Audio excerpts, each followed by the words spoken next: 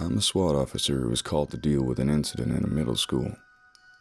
For some reason, we can't enter room 203. I've seen a lot of really disturbing stuff throughout my life, but nothing from my past experiences could have stopped my hands from shaking so hard right now.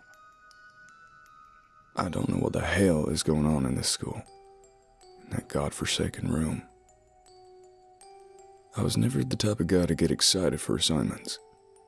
Whether it be hostages, bomb threats, shooters, the adrenaline rush only lasts for so long. The fear kicks in quickly after. Only got one life after all. The worst cases are the ones with kids involved. I have a niece who's innocent and carefree beyond comprehension. My skin crawls thinking about her being exposed to those kinds of situations.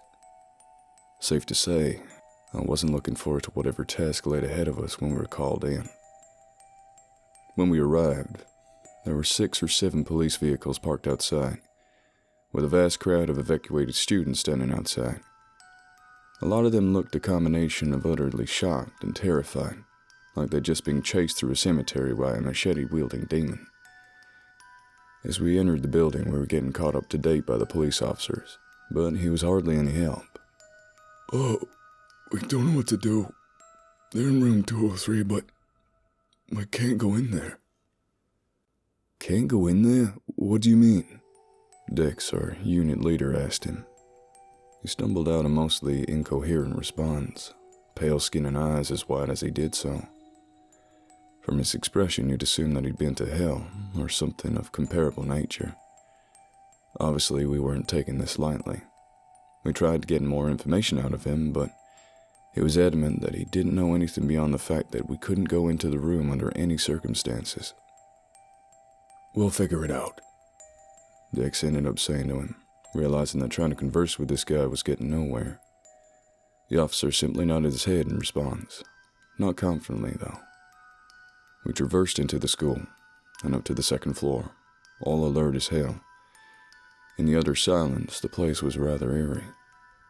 Not that I ever liked schools regardless. Once we ascended the stairwell, room 203 was just to our right. It wasn't really what we expected. No blood, no signs of a struggle, just a room. However, it wasn't silent in there. We approached the door cautiously, listening intently to what was going on inside. It sounded like a teacher was giving a standard lecture, but obviously that wouldn't have warranted a school-wide evacuation and subsequent police backup. Jensen, another officer, tapped me on the shoulder, pointing back to the crack underneath the door. I didn't see it at first, but a small stream of blood had begun oozing out from underneath. Ah, shit, I thought to myself. Even though I was expecting something like this sooner or later, it was still jarring to see. I wanted to bust down the door right then and there, unleashing a flurry of lead into the perpetrator's skull. But that was obviously impulsive. He might have had hostages, or wired the door to explode upon opening, or something of that nature. The police officer's words stuck in my brain. Sure, he seemed like a maniac, but people don't just become that way through arbitrary means. He'd definitely seen something bad lurking behind the door, and I wasn't eager to find out what. Still, we had to figure out a plan. I tried listening closer, in an attempt to discern what the person was saying. Now, I wasn't sure if they were speaking too quietly, or if they were using another language entirely, but I couldn't make out anything explicit. But the more I listened, the more obscure their tone and speech patterns appeared to be. It wasn't like somebody giving a lecture at all. It was more akin to somebody monotonously reciting a series of separate and unrelated passages in succession. Eventually, Dex stepped up, banging on the door. "What's your purpose here? You got any demands? At the moment, we're willing to cooperate, but we can't do that if you don't communicate with us." No response.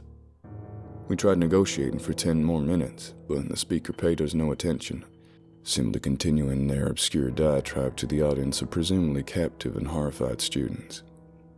"Fuck it," Dex said, frustrated. "Hate dealing with crazy fucks." He pulled out a radio and began talking to the other unit. Soon enough, 2 more teams were on their way, one to monitor the windows from outside and the other to take a position from the room directly under 203. We were trying to consider every possible angle here. About 15 minutes later, the outside team showed up. Of course, there was nothing more to report on, given the fact that the windows were boarded up from the inside. Still, they had multiple snipers taking vantage points. They were more or less there in case things went absolutely belly up. This is some bullshit, Axwell, another officer, said. If they end up never telling us anything, are we just going to sit here forever?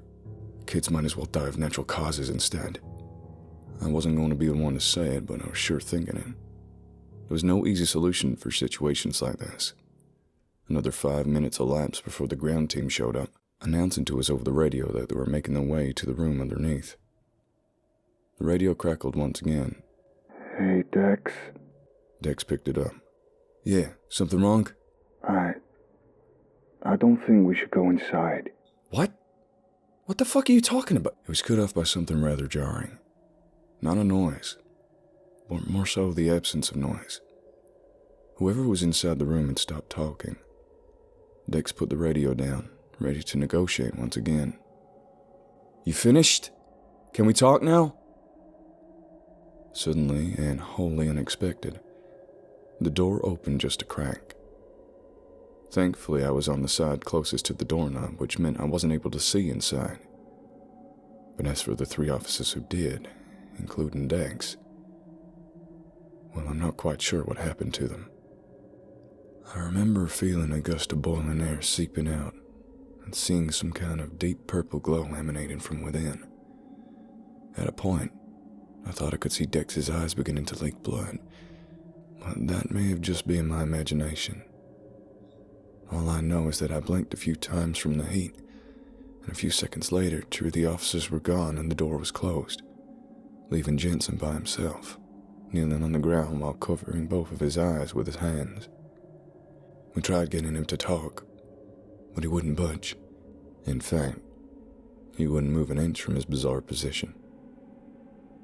At that point, I was beginning to panic hard. This evidently wasn't a normal situation at all. Lee was so frustrated, banging on the door and barking orders as if whatever fucked up entity lurking in that room cared about any of his grievances. And then he made a drastic mistake. He took his rifle and began breaking down the door with it.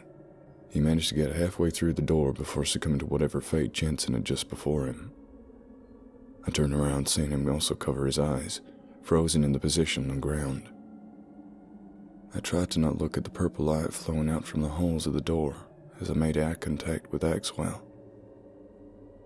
We were both ready to get the fuck out of there.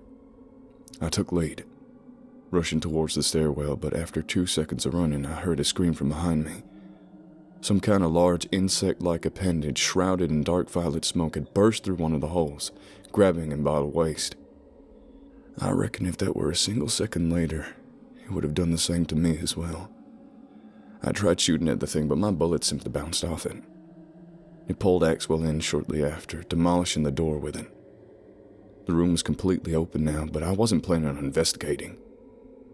Just like that, I was the last man standing.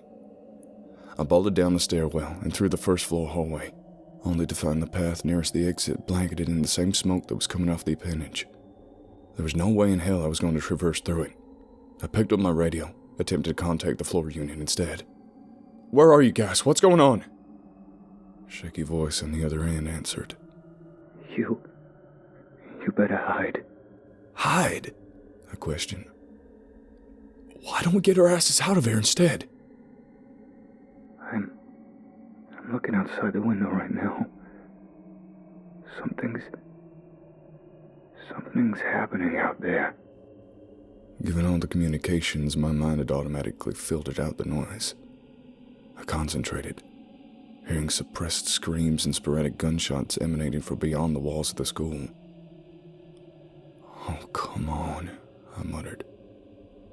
I did as I was told, stumbling into a stray classroom and barricading the door behind me. The room I'm in now doesn't have any windows, so I can't tell what's going on outside. I've been checking for news updates on my phone, but nothing. I'm also averse to using the radio to call for help because it might give away my position. I don't know what the hell's lurking outside the hallways, but I can certainly hear something moving around. Not sure how far it is, though. I guess I'll just have to wait here until somebody comes for me.